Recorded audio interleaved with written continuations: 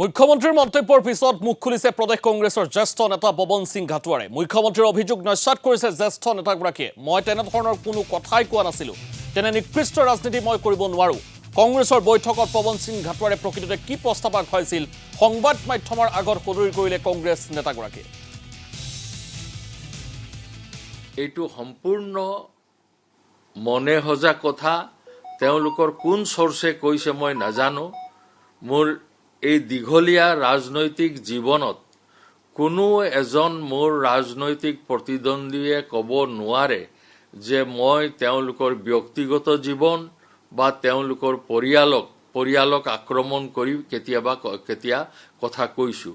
আমি ৰাজনৈতিকভাৱে আৰু ব্যক্তিগতভাৱে মই তেওঁলোকে ৰাজনৈতিক আমাৰ প্ৰতিদ্বন্দ্বী, মই তেওঁলোকক আমাৰ শত্ৰু বুলি নাভাবোঁ।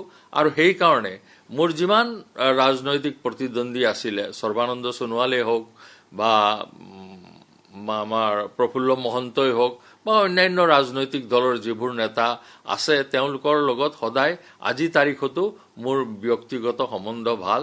আৰু এনেকুৱা নিকৃষ্ট ধৰণৰ চিন্তা আৰু নিকৃষ্ট ধৰণৰ কথা কোৱা মোৰ স্বভাৱৰ বিৰুদ্ধে, আৰু এনেকুৱা কথা মই কোৱা নাই।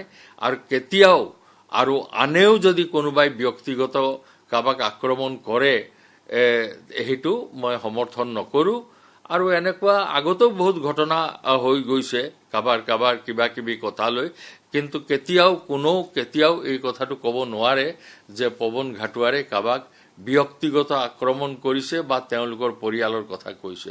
আৰু মই পৰিয়ালক এই লেতেৰা ৰাজনীতিৰ মাজলৈ টানি অনাৰ মই সদায় বিৰোধী। আৰু মই যিমানেই সমালোচনা কৰিছোঁ মাৰ্জিত ভাষাৰে কৰিছোঁ। আৰু বৰ্তমান ৰাজনৈতিক দলৰ নেতাসকলে যি ভাষা ব্যৱহাৰ কৰে তেনেকুৱা ভাষা মই কোনোদিনে ব্যৱহাৰ কৰা